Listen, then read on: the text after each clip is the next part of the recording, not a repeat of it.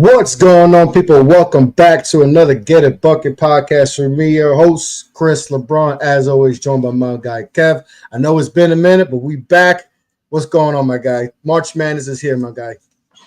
I'm good, man. It's the most wonderful time of the year, in my opinion. We got games on tomorrow, full slate, full day of games. I cannot wait. And I think this is going to be, as we say every year, one of the best tournaments we probably ever had. And I'm glad to be back, man. How you doing? I'm doing good, man. Just like I told you before, work's been crazy. Had a new schedule, new job, so haven't been able to get in the pod, but picked the perfect day to talk about it. The day before we get started with all the craziness, so I'm ready. I was like, "Yo, I hit you up yesterday. Said we got to do something, and we here. So let's get into it. Before we get into everything, obviously, with March Madness, we're gonna talk about a lot. We're gonna talk about our teams. We're gonna talk about some of the best matchups and then all that stuff. We got a couple new hires in college basketball. So Darian DeVries is leaving West Virginia, and he's going to Indiana. Okay, so first of all, what do you feel about the hire? Do you think that's the best fit? And is Indiana a job that people need, that the fan base and people just need to relax on? Because if it really feels like this job is like it used to be held to like it was like if you were to get Duke, the Michigans, those type of jobs. They haven't felt that way in a long time, Indiana, right? They kind of lost some of their blue bloodness, if you want to say it. Like they've kind of lost that aura about them. Yes. So you hear every time I hear about the job, it comes with like a negative, feel with it, So and then you try to see who's the right candidate, blah blah blah, and they picked Darian DeVries. There was a bunch of guys potentially, but they came with Darian DeVries, West Virginia. What did you feel about this hire? I think it's an amazing move. And as you mentioned, when you talk about the expectations of Indiana's fan base, I think they can be a little over-exaggerated, but I understand it. But at the end of the day, like, with all due respect and rest in peace, but Bob Knight is not walking to that door anymore. So the key thing right now is that for Indiana's sake, you have to get a coach that you can build with long-term, and you have to get a coach that is going to get you to consecutive NCAA tournament appearances, so that way you can start to build on getting the Final Fours and eventually, hopefully, trying to hoist a national championship. And I think Darian DeVries is one of the best options that they could have went, right? And if we're just being honest, I mean, they went big fish hunting. I guarantee you they tried to go get Scott Drew from Baylor. They tried – I think their first call was to Brad Stevens. We know Brad Stevens is not leaving the NBA. He's in one of the best situations in basketball, period. And why would he leave? Why would he downgrade? Like he runs the Celtics. He just won a championship. They're always going to be in championship contention with as long as you have Jaylen Brown and Tatum.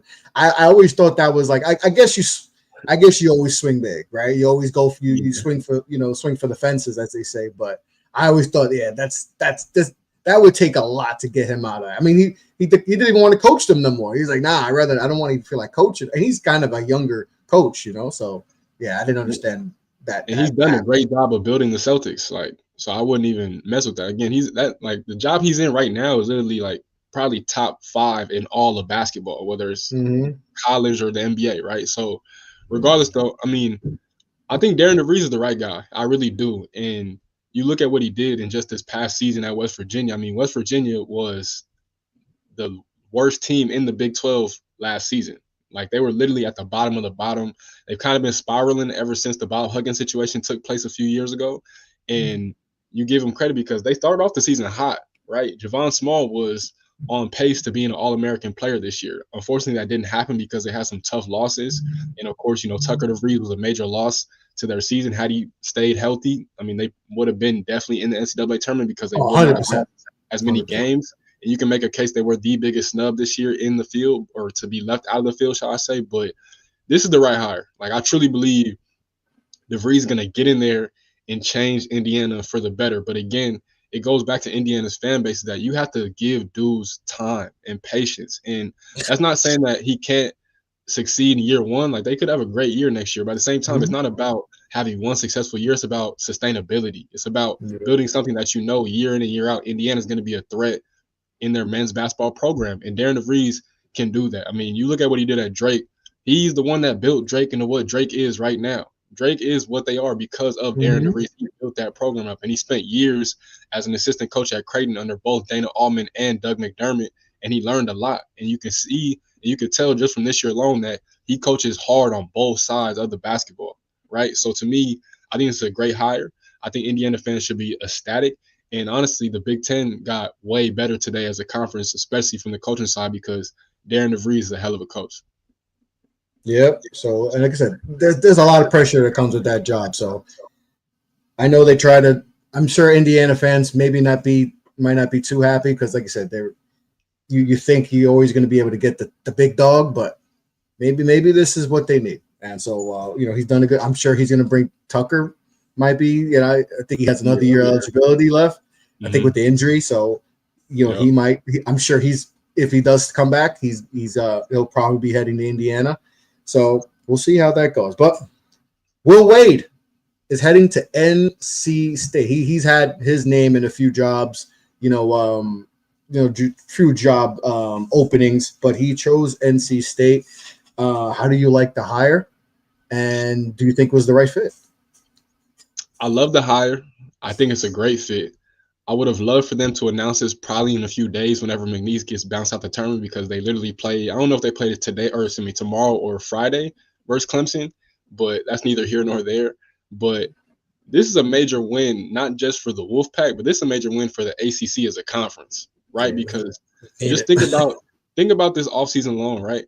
You had Florida State open up. They hired a new coach. You have Miami open up. They got their coach. And then you still have Virginia open, right? And so for NC State to get their coach, I think Will Wade is probably and arguably the best coach that was available. And you could tell that, let's be honest, he's not going to spend the rest of his career at McNeese State. With all due respect, he's done amazing things down there. They've been to 2 consecutive NCAA tournaments. He's doing amazing things down there. But at the same time, he should be back at the high major level. And for NC State to go get a dude like this speaks volumes, because he's not afraid to recruit.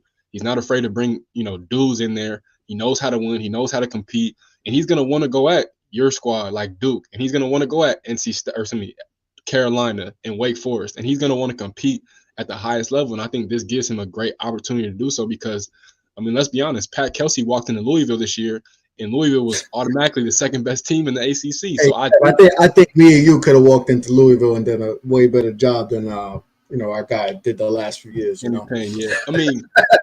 100%. But again, for him to change Louisville from a bottom feeder to winning 4 games a couple seasons ago to now they're literally in second place, right? Will Wade could have that type of impact on NC State year one. But again, 1,000%. It's not just about succeeding in year one. It's about being good consistently. And Will Wade can do that. And Will Wade has ties in Carolina. And Will Wade knows what he's doing. You go back. Yes, I understand the LSU thing didn't work out, but look at the talent that he brought in there. He had Cam Thomas, Nas Reed, Tremont Waters was a dog. This dude was bringing dudes down to Baton Rouge. And so I think he's going to be more than capable of doing the same thing in Raleigh. And we know, shout out to Carolina, they call themselves the Hoop State for a reason, because they produced not just some of the greatest hoopers of all time, but consistently year in and year out, they're always producing high-level talent. So to me, this is an A-plus hire. And I think, honestly, when we look back at it a year from now, maybe even 2-3 years from now, we're going to say this was the best hire from this offseason that any coach or any program could have got and poached as a coach. And Will Wade, to me, is going to get NC State back right and popping. And think about it, like just in North Carolina itself, like Duke's always going to go after the big dogs, right? So essentially, you can get the top guys in Carolina to come simply because Duke's going to go after whoever the number one guy in the country is, or and that's could be wherever in the country that is at. So this is a job that if you get the right guy, you could do stuff. We've seen NC State has shown Flagg. Listen, they went to the Final Four last year. Yep. They went to the Final Four last year. So it's shown that if you get the right ingredients in there, you can do it. You're in the state of North Carolina. They've done this in the past. They've had success in the past. So this is a job. I think we'll wait the perfect hire. Perfect hire. And the ACC needs it because it's been bad. Kev. It's been bad. We only had who's in the ACC? We got Clemson, Duke, Carolina, and Louisville. Yep. That's it. So we need some more spice. I think, and that's a big reason why I think Duke is not the number 1 overall seed. Mm-hmm. Because if you look at their, their non-conference, you saw who we played. We played heavy hitters. It was our, our conference that's what set us back. And then we lost to Clemson. So I mean, if we had gone undefeated, maybe, but we lost to Clemson, so I think that kind of dinged us, and why not number 1 overall seed. But I think a good hire, like you said, he wasn't staying at Big East State. Now it's probably a little bit weird that he's going to be coaching the team, and I'm out, guys. Regardless, so I think that's a little weird. Maybe I don't know how. Do you think that affects the game? A little bit. What are they playing? Clemson. They play Clemson. Clemson. That's his alma mater too. That's the alma mater too. Yeah. So it's crazy because I actually watched his interview, his press conference this morning. And he pretty much said I was transparent with my team. Like my team knows that. Okay. So that's good. I respect that. And he came out and said, like, it was a reporter that literally asked him, like, are you entertaining the NC State job? And he chuckled and said yes. And then, like, a couple hours later, probably not even hours, probably minutes later, it was announced that he's going to be the head coach at NC State. So I didn't see that. So I respect that. I respect that. Exactly. I respect the honesty. I think more coaches should be more honest about these things. And so the transparency. I hate the whole, like, oh, no, I'm not enough. We're not doing it. And then we're like, yo, dude, there's too many reports saying that you're interested. It's like, it just can't be a thing. Like, just be straight up. Like, don't do the whole who's homie Nick Saban. Like, I'm not going to take the Alabama job, and then you take the Alabama job because then first, and that just ruins your credibility, and you lose a lot of respect from that. Obviously Saban obviously did his thing after, but like that he lost a lot of respect during that. I don't like that. Like, just be but as long as he's I don't care if you're but as long as you're transparent with your guys and be like, yeah, hey guys, I'm gonna leave. I'm dipping. I'm leaving. But I'm letting you guys know so you guys understand. Doesn't mean I ain't gonna coach my ass off against, because that's my alma mater. I'm trying to, if we could win a championship, that's the goal, right? But I will be. But kudos to him. NC State got themselves a good coach, and I think that will make the ACC that much better. Because like I said, they definitely need it, because it's not a lot of good things happening. Even like I bet on Georgia Tech yesterday in the NIT. They got smack. Man. Shout out to Jacksonville State. I was watching with the last leg of the parlay. I threw that in last second too. I'm like, oh, this is easy. Because I just was watching. What was I was watching when Duke played them. When Coop got hurt. Watching that game. It's like, I just happens. I'm like, you know what? Georgia Tech. It was a close game. Yeah, smacked on their home floor too. Smack. That game was over. I think Damon will get them right eventually. Hopefully. We'll see. We'll see. Well, hopefully. All right, Kev. Before we get in, make sure you guys go to SeatGeek.com. Obviously, March Madness is here, and if you need tickets, go to SeatGeek.com or download the app and use promo code OTBBall for $20 off your first purchase at SeatGeek.com. March Madness is here, Kev. Let's talk a little bit about it, but before we dive right into it. Talk about our teams. Sparty. I think last year, we had a lot of hopes last year, Kev. And obviously they fell. I think we both thought the Michigan State team was it. And this year, the expectations weren't as loud as they were last year. But obviously you win the Big Ten regular season.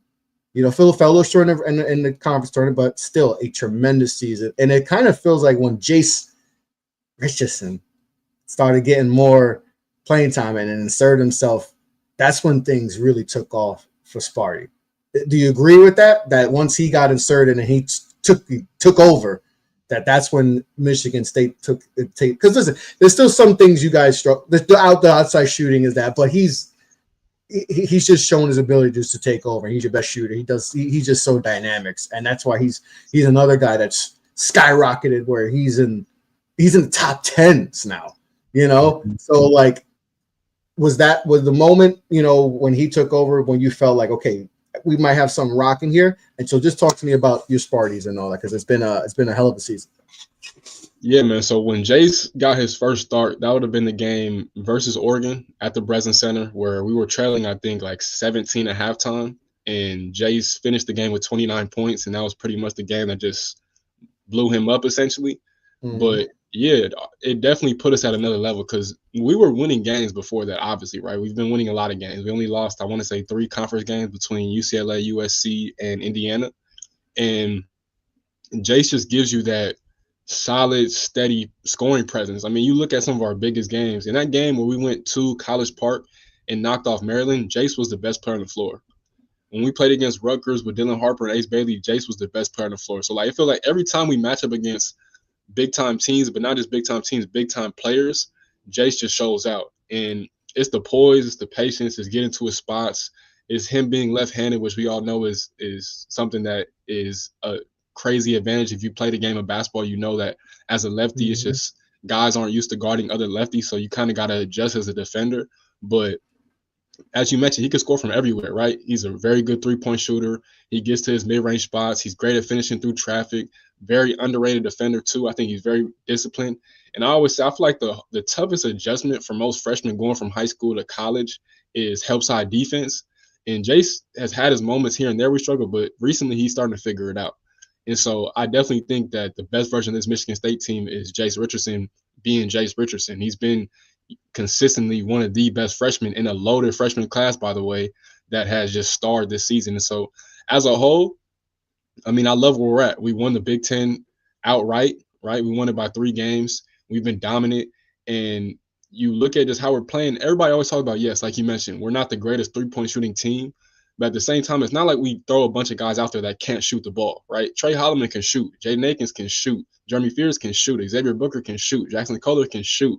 You know, all these guys are capable. It's just for some reason as a team, we just have not been able to put together. But the good thing about that is that when the shots aren't falling, we can beat you in other ways. And for a lot of teams can't say that. A lot of teams, their style of winning is predicated off making shots. And obviously, like, yes, at the end of the day, if you want to win a basketball game, you have to score more points than the other team. So I get it. But when shots aren't falling, what else can you fall on to win games? And I think we've shown that we can out-rebound you.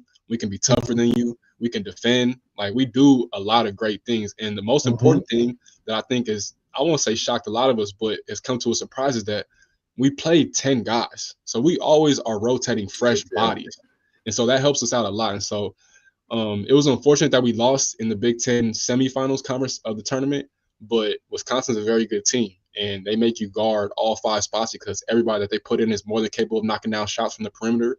But as a whole, I love where we're at. And I think the key thing going into this thing, as we start on Friday, we play in Cleveland against Bryant, Phil Martelli Jr., shout out to him. Earl Timberlake, I still cannot believe he's in college right now because he played at DeMatha with Hunter Dickinson way back when. But Jeremy Fears has been playing his best basketball recently. And I think that is going to bode well for us in this tournament. And we all know historically when Michigan State is good is when we have really good point guard play. And so to me, I think Jeremy playing at such a high level and setting the tone, getting down in transition, making all the right plays, being aggressive with his own shot, and just leading this team puts us over the top. And then I'll finish by saying this too. Cohen Carr is arguably one of the biggest X factors in America. And the leap that he has taken from his freshman season to his sophomore season has been nothing short of amazing. I mean, he hit a 3-point shot in this game versus Oregon, and he just does everything. He runs the floor. He's blocking shots. He guards the other team's best perimeter players. He can legit guard 1 through 5, honestly. And I think this time next year, he will definitely be on NBA draft mock boards. No doubt about it in my mind. So 100%. I love where we're at, and I love the region that we're in this tournament, and I think we can make a lot of noise. I saw a stat before on CBS, and they had said if you have a top 30 per possession defense, along with a first round projected wing or guard, that gives you the best chance to go farthest. They said that with UConn, had a bunch the last few years, and they said, and like with Duke, they have like 3 guys like that they feel good with. And they said that Houston, they feel good with Houston, Tennessee, Duke, Michigan State, Florida, and Marquette. They feel good that one of those teams, maybe a couple of those teams could go far. You know, so I thought that was an intriguing stat that a team that is a top 30 per possession defense and they have a projected top, a first round prospect that bodes well for you guys. So that's take it with whatever you want to, how you want to take it. But I thought that was an interesting thing, and because you guys are up there. So, but yeah, it's just you guys have you guys play a lot of guys, and defensively the defense is still there, but Jace adds a different element that he can take over. And I think sometimes you still need that guy that like, hey man, we need something. Definitely. And he can give you that. So I'm sure, you feel good about, going, having a deep run this year. And, like I said, it's a different feel from last year. I'm sure it's a big difference from last year, and just for me quick with Duke, it's been a hell of a season, man. It's been a hell of a season. But it's all predicated on one guy's ankle. One guy. I mean, we all know. Now, I remember I was at work and Ken hit me up. Yo, that was bad. I was like, what do you mean? What was bad? I didn't know what was happening, And he's like, yo, Cooper's ankle. I think he like ruptured Achilles, something. I'm like, and I remember seeing the replay quick. I went to the bathroom, which I was like, oh, and he just dropped. I was like, oh man, maybe he tore Achilles or something bad. And then they said it was a regular ankle sprain, nothing damage, But we all know ankle sprains. I've had plenty of them. They can linger. So, but I give them credit. They still were able to go out and still win the ACC tournament. Conconepple showed up. Sion James, we talked about before. He's been, he's someone that probably nobody had thought about being maybe an NBA player. Now he's potentially that. He's been great defensively. The on-ball defense he's one of the better defenders. I mean, Duke has 3 to 4 guys that could be all, defensive type of guys, but also on top of, the injury to Coop, we talked about Malik Brown. That's just as big. Yeah. That's just as big too, so I know he has a shoulder. I don't know the prognosis of that. So I'm interested to see how that goes. I don't know how long if he's going to be out, because I know he said he dislocated it, and that's when he's had this shoulder injury for the whole season. So, but I mean, man, I didn't think they'd be this good. I don't know. I don't know if you thought they'd be. I thought they'd be good. I'd be maybe on the 2 line. I didn't know if they'd be like arguably like, hey, we might be the number 1 overall seed. I thought they was, because they're so young still. I mean, they're 2, but you're relying on your 3 best players are freshmen. If you want to count Malach as your 3rd, or Proctor's, obviously done great stuff this year, but I didn't think they'd be this good. But to win the ACC outright regular season and tournament, it's impressive. But I mean, they're gonna have that second round game, whether it's Baylor or Mississippi State, that's gonna be a test, especially if Coop's not there. So they're gonna have it out for themselves. Just from the jump. I mean, round 1, whatever, they'll take care of business, obviously. Even without Flagg. I don't think Coop should play the first round. I don't know. I think you should feel good that, hey, we take care of business, without Coop. But we'll see what happens, because the second round, what is that? March 22nd. So he'll have. Do you even risk? Because they'll play the 21st, and then the next game is the 23rd. Yeah. Do you even bother? Do you, or is it all on him? Or do you just feel like, yeah. Do you think you can go?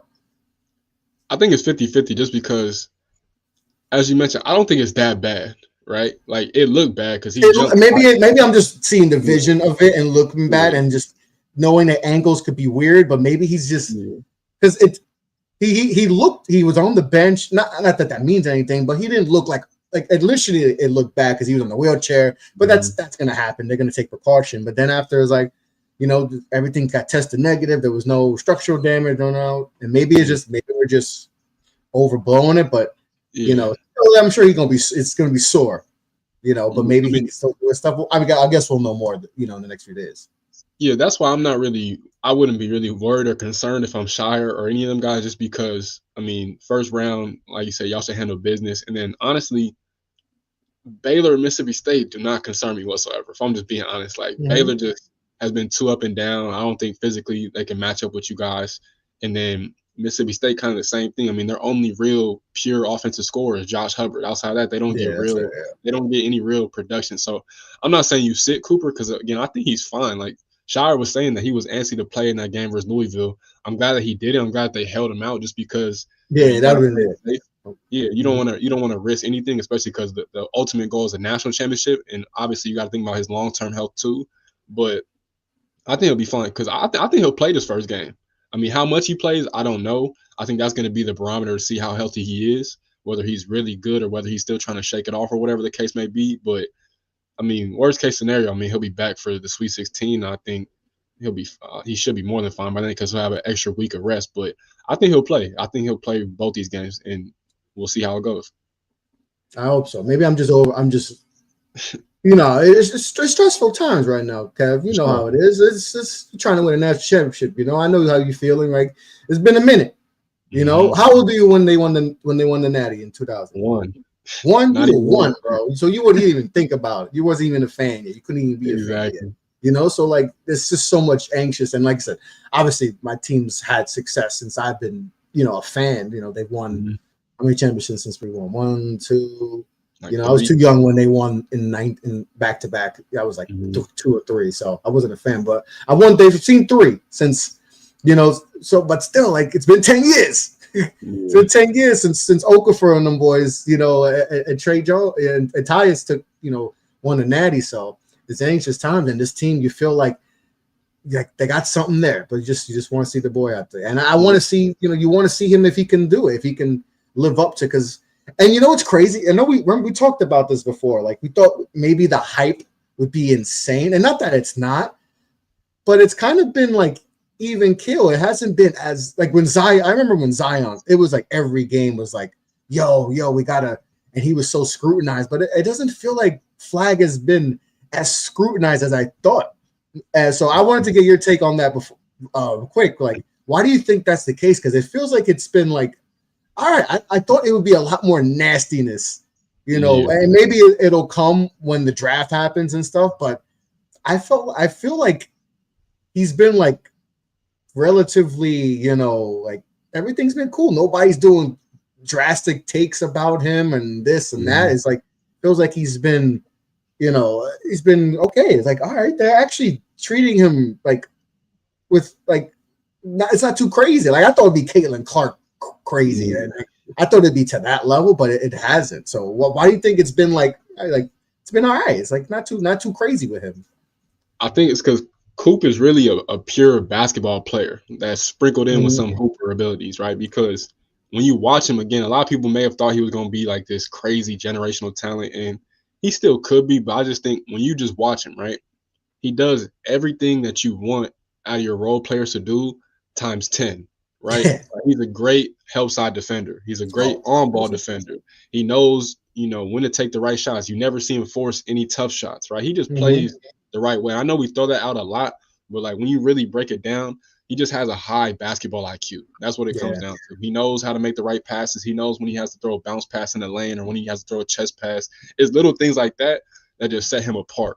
And it's refreshing because you don't see that too much nowadays. I always say, like, I feel like people always talk about the mid-range game being a lost art, but I really think it's the traditional fast break and the floater. And you see Cooper does things like that like it's second nature. You know what I'm saying? So to me, I think that's what it comes down to. He's just a refreshing basketball player. And yes, he'll probably be the first overall pick. He'll probably change the franchise, but is he like your prototypical star? Not really, but he does all the things that you can ask out of him. And to me, he's kind of like the Thompson twins, right? Like yeah, they have star written all over them too, but I mean, it's just about playing the game the right way, and it's about being able to fit in any system, right? You could literally put Coop on any team, and he will make it work some ways or form, right? So to me, I think that's the best thing about his game is that he don't really care about having to put up 20 or 30. I think if he needs to, he will, and he's more than capable of doing it. But he knows, hey, if Khan got it going, I can give it to Khan. If Isaiah hit 3 threes, I can give him for another one. So that's my favorite thing that I appreciate about Cooper Flagg is that he's one of those guys that you could tell does not care about stats. He genuinely just wants to win every game. And so I think people are watching that and they're appreciative of that because it's not too many guys that play like that right now, if we're just being honest. It's a lot of dudes that just play for their individual stats or they're just playing just to play. But Cooper Flagg, you could tell, has a real infatuation and love for the game of basketball. And that's what I like about him. So I think that's been the main thing. And it's been a pleasure to watch, to be honest. Yeah. And he recently was on they did like a little film segment with him. It was Shire and Proctor, and he mentioned that he's like, "Yo, I'm just looking for if Proctor's there, boom, hitting him, and just the way he processes the game, and always just trying to look for the right play. Like you said, he's a superstar, but he's like a star role player superstar type. Like he's just very good at everything. For a guy who's so young to be that developed and not to be a me guy. Well, he could be a me guy, because he is the best. He's been in the spotlight for the last few years, but he fits in perfect. And I think that's a big reason why they've had they're a number one seed and had so much success because of that unselfishness from him. And because here's a big reason why Proctor's game has elevated back, right? Sion, like we just mentioned, Sion, my model watch has been key. A lot of guys have really, Khan has shot the ball way better, especially once we got in conference play, because he wants to get those guys involved. And I mean, if he has to take over, he'll take over, So I think that's been refreshing and good to see. And I think that's why, and defensively, he's, even when because he can get beaten off the dribble, but his catch up defense is just tremendous. Right.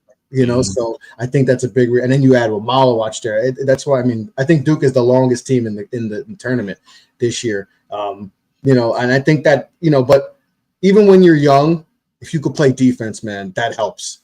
So that's massive. And then I think they're one of the better defenses in the country and being able to sustain that all year, so, that's why this Duke team, I feel good, hopefully the ankle is right. But, Kev, let's talk about it.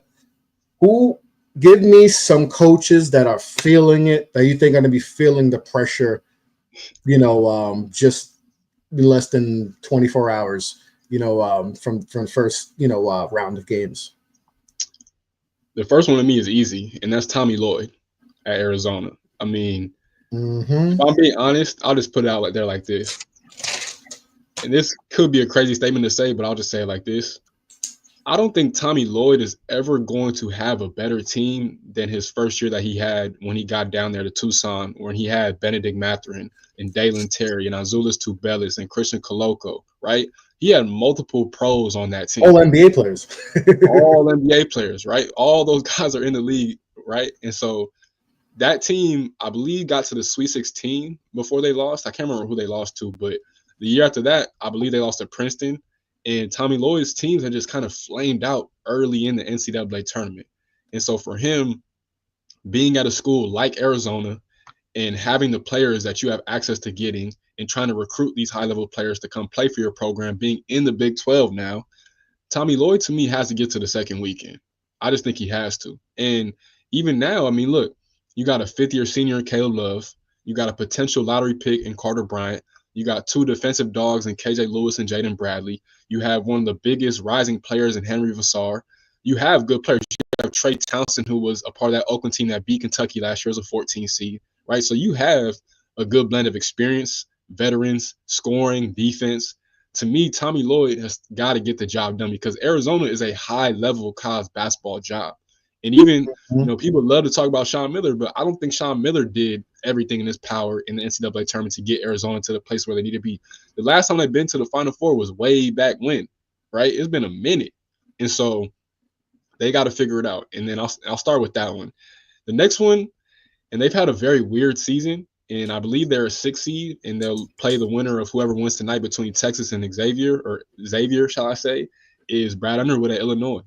And the only reason I say that is because, again, very similarly to Arizona, you have a potential lottery pick in Kasparas Yakashonis, right?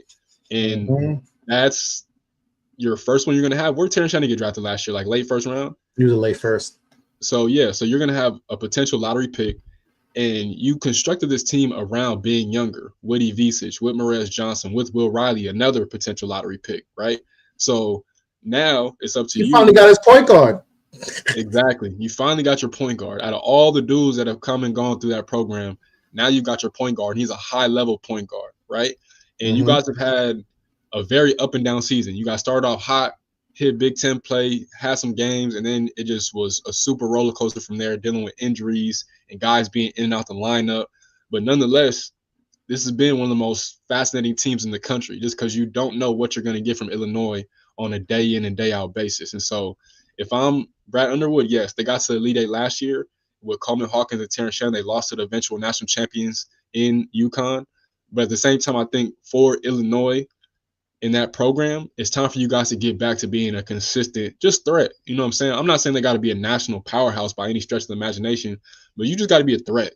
And so to me, I think their side of the bracket kind of shakes out in their favor a little bit too now. So if they win, I believe they play. Let me see. I just had it.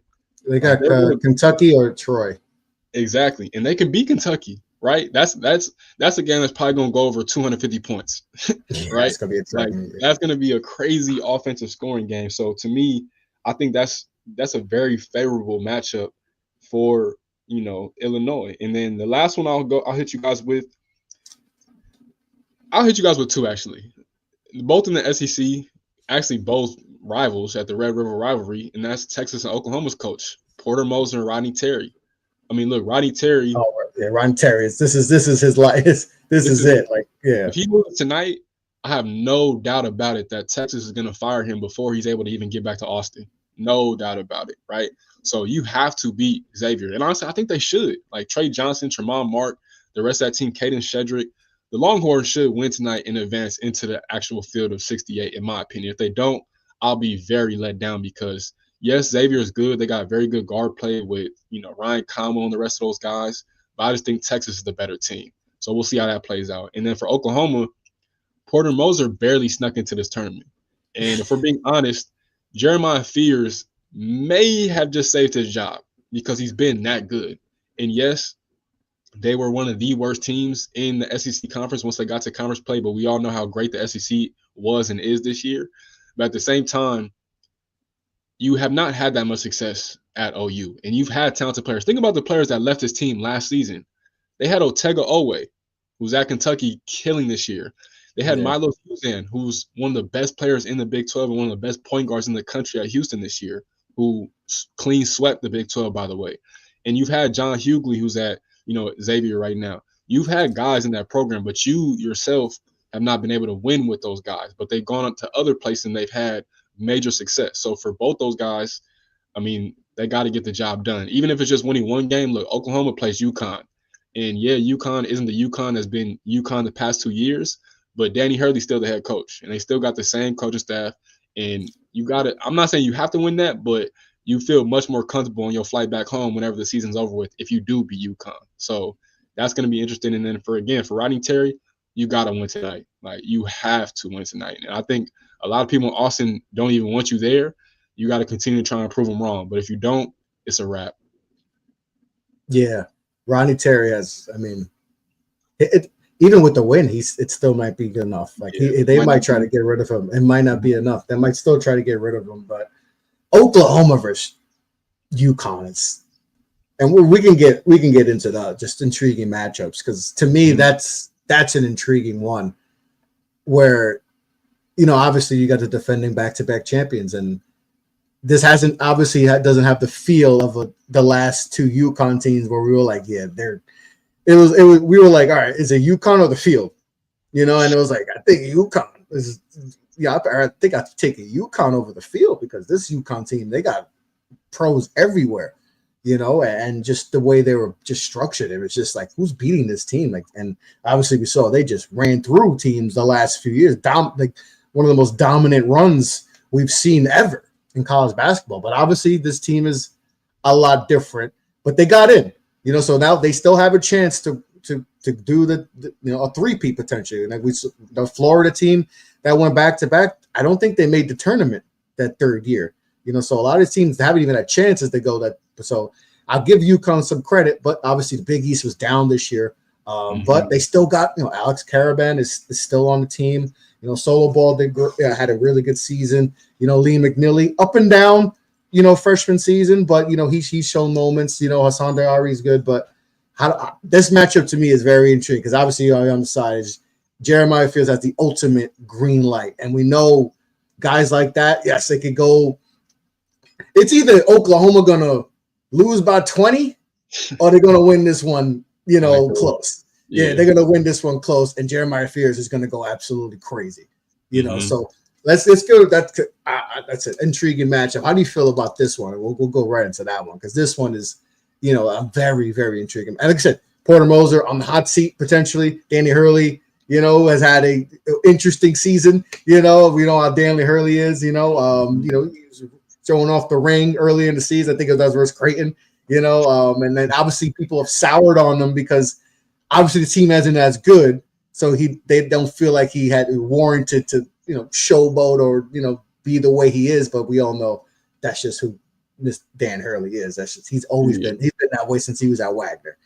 So but talk about this matchup real quick because this is one of the more intriguing matchups for me that I've seen.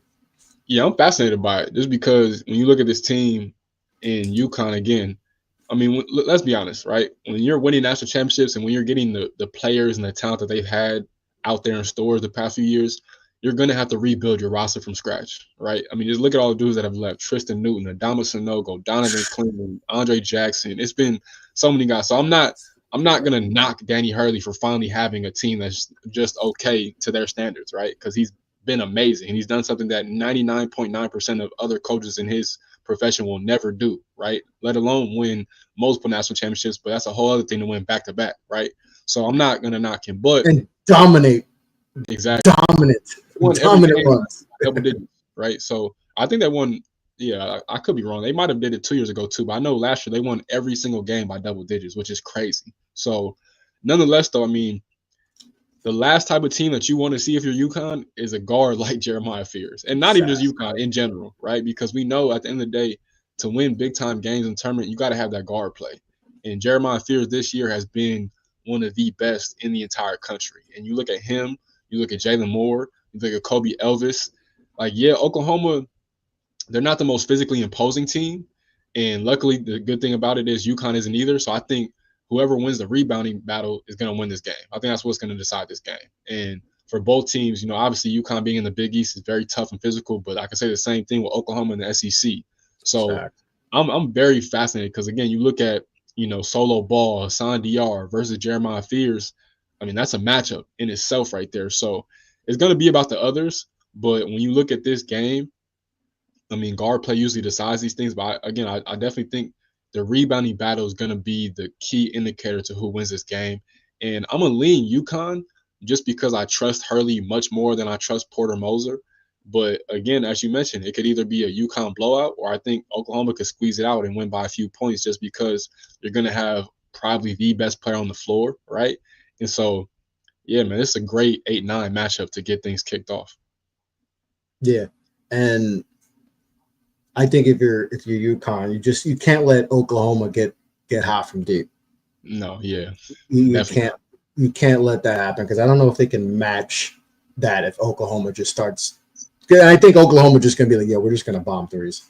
That's gonna be the way to take you guys out. And if they let that happen, there's been games where Oklahoma they've gone off for a bunch of threes and they showed why they maybe some people were high on them this year. But then obviously the opposite could happen. But I think very, very intriguing matchup, and just don't let Jeremiah Fears go off. And that's what I say too.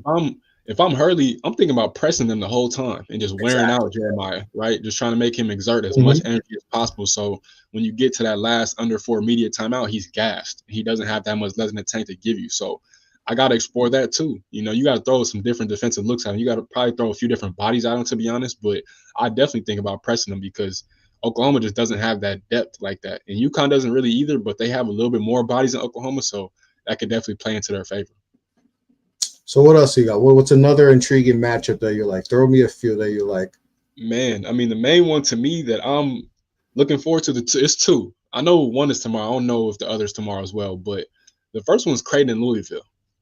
Because I think a lot of people are kind of just penciling in Louisville to win this game. I know, yeah. I don't think it's going to be like how people think it's going to be. I think this game is going to go down to the wire regardless. I think this is going to be a close, contested, physical game, right? You're going to have two great offensive-minded coaches, in my opinion, between Pat Kelsey and Greg McDermott. Both those guys do a great job of scheming open their shooters, right? And you look at Creighton, I mean, McDermott has had them balling. Like, this team when they lost Pop Isaacs early in the year, I thought their season was over with. I'll be honest with you. And the fact that they were able to compete and be in the Big East Conference Tournament Championship game speaks to the resiliency of this team and that coaching staff. And same thing for Louisville, right? Louisville was decimated by injuries early in the year with Kason Pryor and a couple other guys. But, I mean, Chucky Hepburn has just been one of the most craziest, impactful players in the country. And I'll be honest, being a Big Ten fan, watching Chucky Hepburn at Wisconsin the last 4 years and watching him at Louisville this year is honestly like watching two different players. Because, again, he walked to the ACC and he was immediately one of the best players, just like that. And at Wisconsin, obviously, is two very different styles of play between Greg Gard and Pat Kelsey. But, I mean, the dude I've seen right now compared to what I watched the past few years is night and day. But I think, again, when you look at that point guard matchup between Stephen Ashworth and Chucky Hepburn, and then, let's be honest, I've seen a lot of people on Twitter talk about how Ryan Kalkbrenner isn't this physical beast, but let's be honest, Ryan Kalkbrenner has been one of the most dominant big men in the country. And Louisville's front court is very slim, right? So I think they can have the matchup there. But again, this game is just going to come down to who can get more stops and who can execute better late game down the stretch. That's what it's going to come down to me in this game. And that's why I am fascinated to see these two great offensive gurus in my mind go at it. I think that's going to be a great game to set the time. I think that's might be the first game tomorrow. Yeah. So I can't. Yeah, it's a 12 o'clock game tomorrow. Yeah, I cannot wait for that. And then the next one I'll say real quickly, Memphis versus Colorado State. That is going to be, when I seen that, I'd smile from ear to ear just because, again, it's kind of the same thing, right? When you look at Penny has adjusted his coaching style so much between now and when he first got there, and I think that would have been 2018. So he's been there for about 7 years now, right? The way that he's evolved and the way that they've won the AAC regular season and the conference tournament championship game, Penny has evolved a ton. And then on the other side, Nico Medved, I hate to say this if we have any Colorado State fans listening, but more than likely Nico Medved is probably going to leave after the season to take the job in Minnesota, where he was an assistant coach, where he's from. But I don't even want to get into that right now because we'll get there eventually. But I'm just saying that Nico Medved has been one of the fastest rising, best head coaches in the country. And Colorado State has been a perennial threat in the Mountain West for the past few seasons. And you look again, he's had guys like David Roddy. He's had guys like Isaiah Stevens. And now he has Nick Clifford. Some other guys too. You know, Ethan Morton from Purdue has been an impactful transfer, right? They got guys on that team. And so I think, especially too, the key thing going into this game is that Tyrese Hunter's probably not going to play. And we all know Memphis's guard play has been the main reason that they've been as good as they've been between Kobe Rogers, between PJ Haggerty, who I think should have been a first-team All-American, and between Tyrese Hunter. And when you take Tyrese Hunter out of the equation, I mean, let's just be honest, that benefits Colorado State a lot more. So that's going to be a incredible matchup in that 12 versus 5 game. And I believe Colorado State is favored, but that game could legit go anywhere. So that's going to be a great game in my opinion. Yeah, Nick Clifford has been amazing. He's been you heard about him, you know, last year. That's when you started hearing buzz about him, but this year he took his game to another level. And of late, I think his last 5 games, he's averaging like 27. It's been insane. And then Kyan Evans too, another one who can play. So they got, and then that's just why they're favored, because they're, you know, I know they're the 12th seed, but they're a damn good team, damn good team. So that's a one that I'm looking for. I mean, obviously PJ Haggerty is the leading scorer in the country. You know, he or one of the leading scorers in the country. You know, he's been phenomenal. You know, then he have a 40. I think he had a 40-point game without making a 3. Like that's right. Impressive. Yeah, that's impressive, especially in modern day to not do that. Like that's impressive. So, you know, that's going to be an intriguing one. But that can also be one where like everyone's leaning towards Colorado State, and you know, Penny can just sneak one. You know, and I think Penny only has 1 tournament win. So that's a coach, another coach where.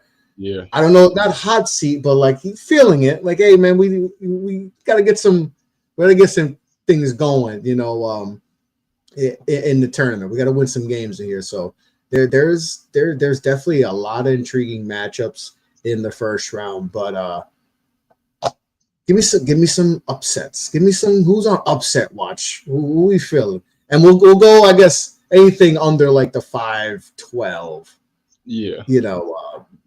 Or if you're feeling bold, you think it even higher, but Yeah.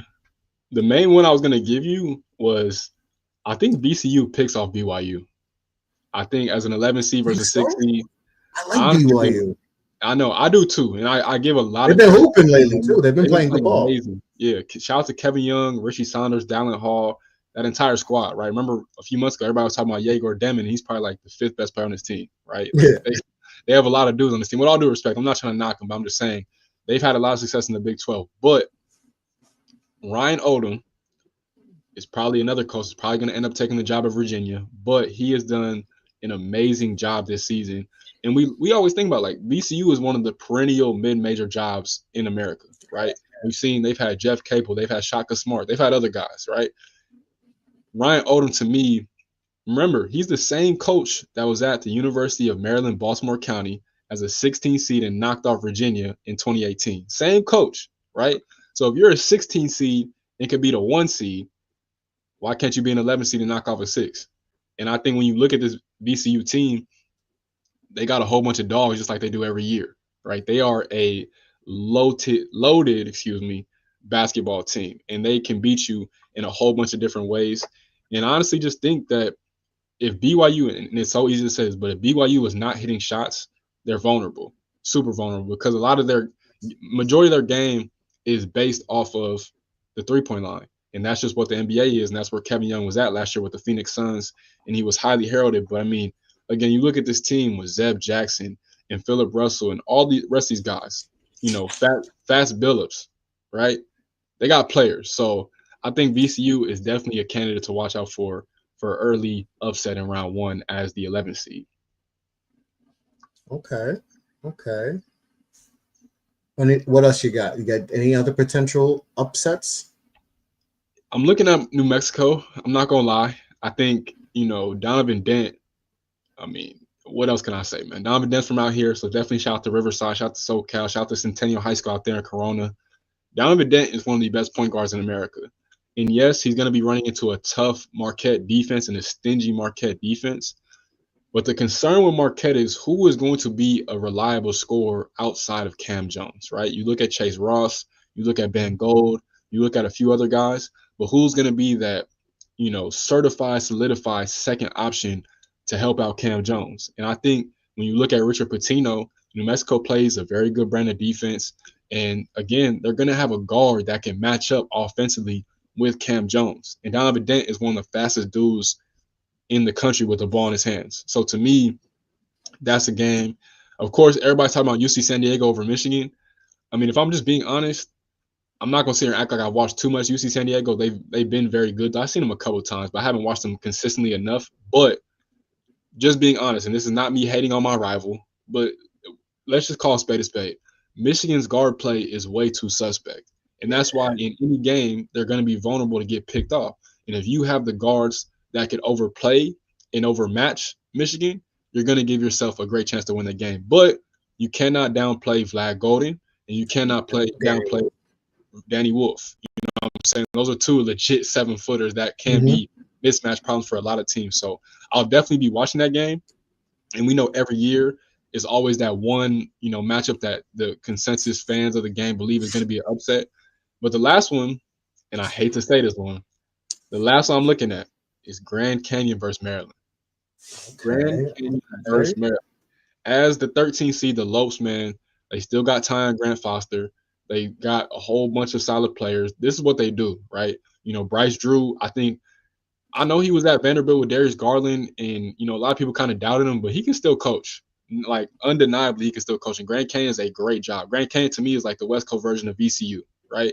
And so when I look at that, the only reason I say that because the Terps have been playing amazing basketball. And I do want to give Kevin Willard a lot of credit, but it's the depth thing. But at the same time, when you have Jacoby Gillespie, when you have Rodney Rice, when you have Derek Queen, when you have Julian Reese, you got Selton Miguel, they are a real team. And this could be one of the best Maryland teams that Maryland has had in a minute, undeniably, right? But again, that lack of depth, the defense is real for Maryland too. Of course, you're going to have a top 10 pick in Derek Queen. But Grand Canyon is good, man. And even when I watched them last year, when they play Alabama and Alabama went to the Final Four, Alabama was better, and you could tell Alabama had just another gear above Grand Canyon. But Grand Canyon was still in that game for the most part. It was just that Alabama just had a little bit more firepower, and that's what put them over the top. So if Maryland's not scoring like that, Grand Canyon can't keep up with them, and more importantly, Grand Canyon can't beat them. So I would not be surprised if that happens. I'm not betting on it, but I wouldn't be shocked at all. Okay. Some interesting potential upsets that we could possibly have. A few more things before we close out. Which number one seed you think has the toughest road to getting to the Final Four? Whew, man, I've thought about this one a few different times. I feel like every single time I've I've arrived at a different answer, but if I'm being consistent, I honestly think it's Florida. I agree. I think it's Florida. Yeah, I think it's Florida, and honestly, I want to say Auburn though too. I really think I'm gonna say Auburn. Actually, I'm gonna say Auburn. Florida, I do just because when I look at some of the other teams, I definitely think St. John's could beat them. I definitely think if they run to the wrong team, even Arkansas, I think could give them a game. Maryland could give them a game for Florida, but I'm gonna say Auburn just because out of all the one seeds right now, Auburn is playing their worst brand of basketball. Yeah. And Auburn to me scares me just because every year we do this, man. Every year one team starts off the season amazing and then they have their bump in the road and they never recover. Now I don't think that's going to be the case for Auburn, but at the same time, it scares me that you suffered a few different losses heading into the NCAA tournament, right? You lost at Texas A&M. You lost on your home floor versus your rival Alabama. You lost versus Tennessee in the SEC Conference Tournament. And none of these losses are bad, by the way. It's not like earth-shattering losses, but it's about how they've lost. They're not defending at a high level like they were, right? They're fouling a lot. They're giving up easy opportunities at the rim. That's not what they were in November, December, and even January, February for the most part. So Auburn, to me, just because, again, if you're not defending, you can get picked off. And I look at a team like Creighton. I look at even potentially Michigan. I don't trust Michigan to do it, but I mean, I definitely think Creighton could. And even A&M, like I just mentioned, A&M just beat them in College Station a few weeks ago. I think A&M could do it if they get their minds right and put it together. And even my Spartans later down the line, I could see that being a game too. But I'm going to say Auburn is the one seed I could see getting picked off first out of all of them.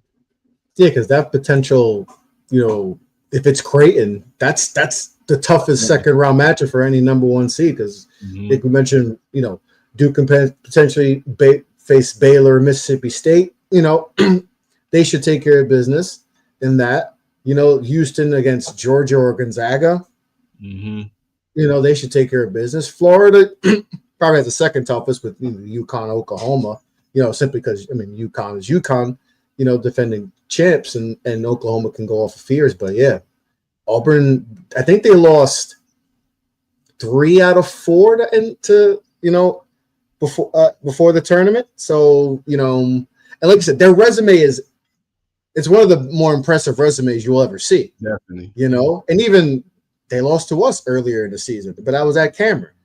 So you like, all right, even some of their losses, their losses earlier.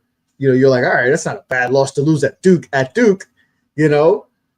then you lost to Florida earlier, but that's when we realized, oh, they're legit. But then to the way they've lost of late, and even the win versus Ole Miss, you're like, offense was kind of anemic. It wasn't great.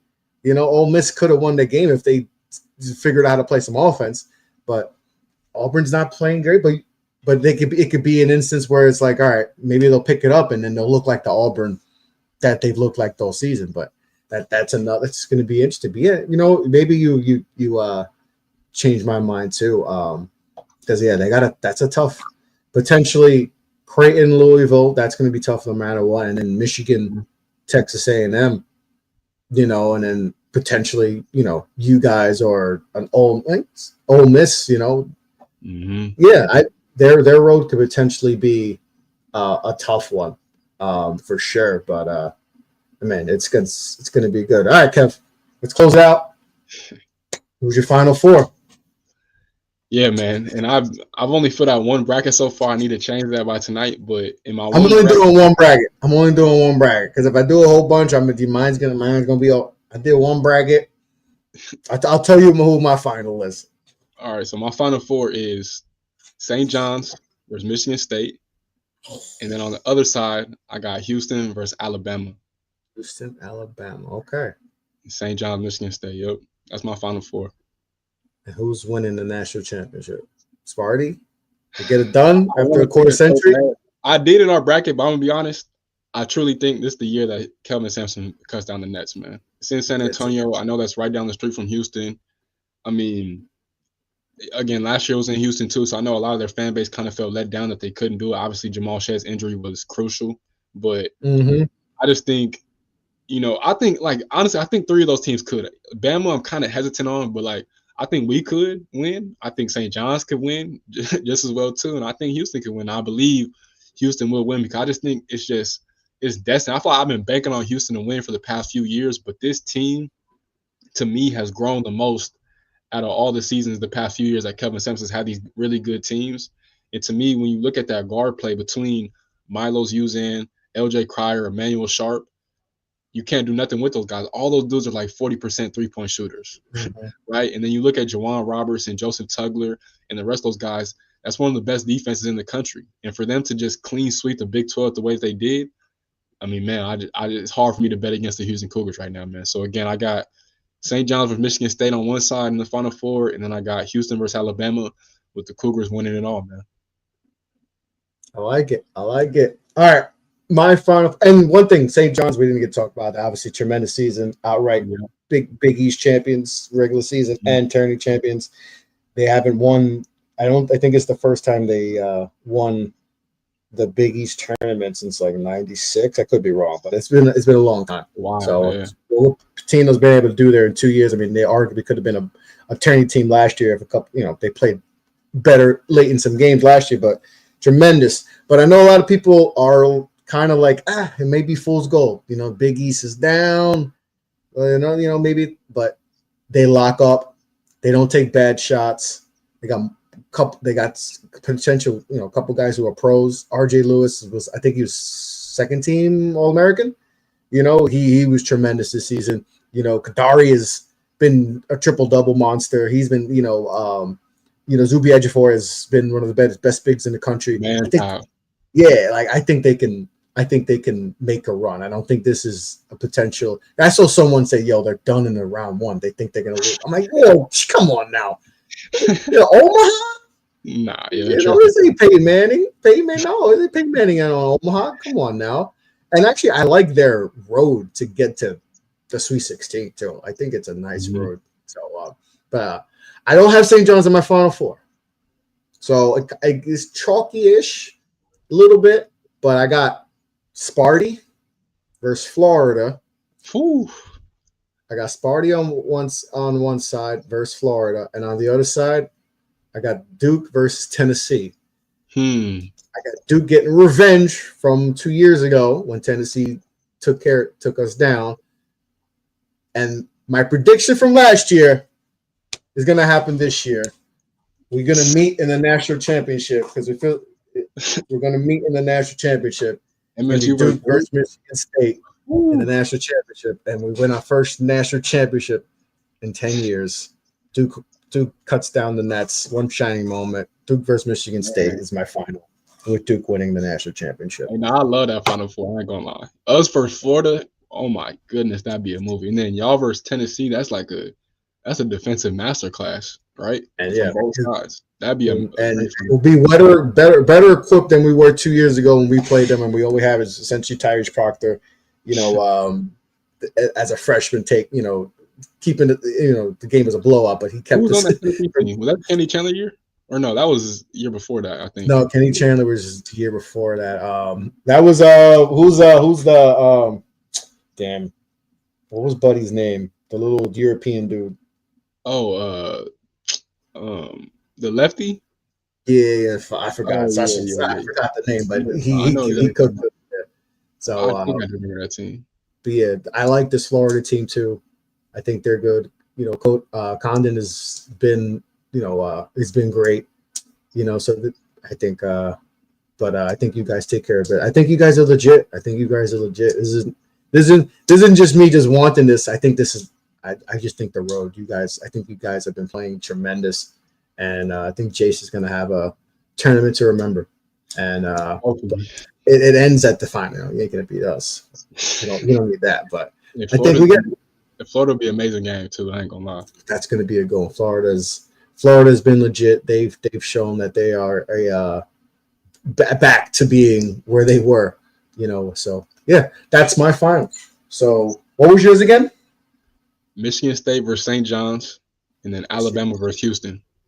Alabama versus Michigan State versus St. That's a throwback. I mean that Patino versus Izzo. I mean that's a movie in itself right there.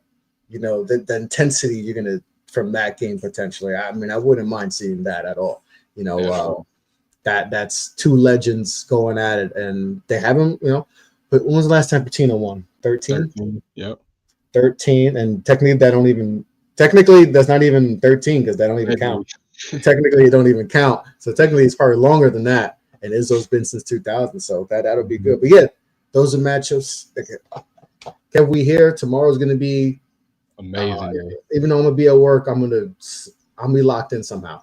I'm gonna be locked in somehow watching these games. We got a nice. It's here, man. So we're excited. This is what everyone's been waiting for. We got BYU, VCU tomorrow, Wisconsin, Montana. Who else we got? Big matchups: Michigan, UC San Diego, Louisville, Creighton. So some interesting matchups. Gonzaga, Georgia. And then it starts at noon, man. You wake up, and get some breakfast in, and boom, you got games the whole day, man. So.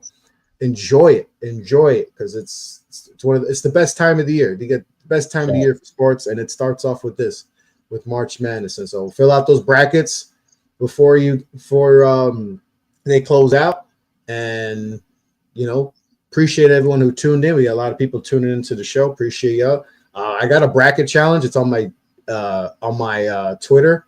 Tap in. So tap in. We'll see how everyone does. A few guys that we know are in it. So. Kev, any closing thoughts?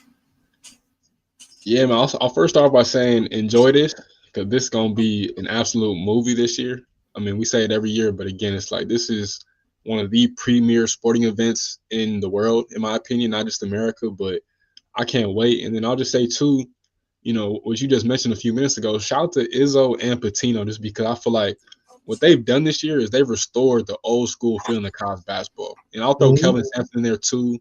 And there's a few other guys out there. But again, we look at the game getting younger. We look at the portal. We look at NIL. And I'm not necessarily against all these things, but it's just good to have like that throwback college basketball feeling. You know what I'm saying? And I think all three of those names I just mentioned between Sampson, Izzo, and Patino, they bring it back to what the pure game is, right? To what we know and remember college basketball for.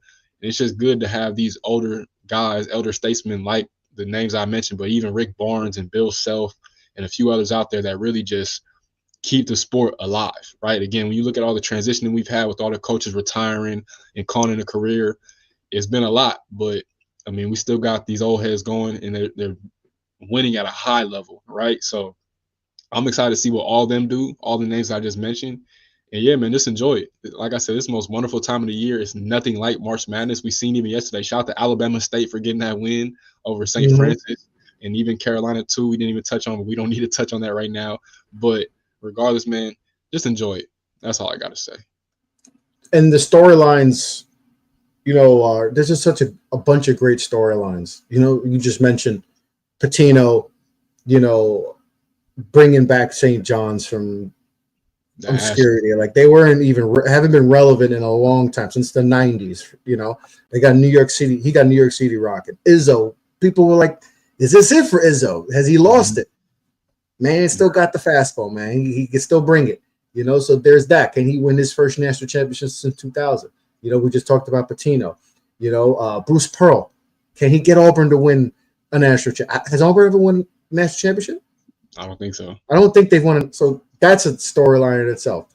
Kelvin Sampson, can he win a national championship? Can Penny make a run? There's just, can UConn somehow do it? Because they've won national championships where we thought, hey, they ain't gonna do it. And then they pull it off. Can Curley somehow pull it off? Will we see a Cinderella run? Can we have one of these top freshmen? Can Derek Queen, Asa Noel, can one of these guys, elevate and take and lead their teams to deep runs. So there's just, can Florida officially be back? Can Shire do it? There's so many storylines in this. Can Kansas? We killed Kansas. We didn't even talk about Kansas. Kansas and Arkansas. That's like the disappointing game. That's like the two most disappointing teams in the country. But one of those teams is going to advance and have a chance to get to the Sweet 16, and get everything forgotten, Matt. So there's so much good storytelling in this tournament, and we're going to see names that we haven't heard about become stars, and we're going to see teams get disappointed. It's the best time of the year. Like I said, starts tomorrow. Full day. It's going to be jam-packed. So enjoy it, guys. It's the best time of the year. We'll be back this time next Wednesday, right before the Sweet 16 games, to discuss everything that happened. We're sure there's going to be a lot of craziness going on in the round of 64 and around the 32. So make sure to tune in for the next show next Wednesday. So on that note, that's Kev. I'm Chris. Get a Bucket Podcast. We out. Peace.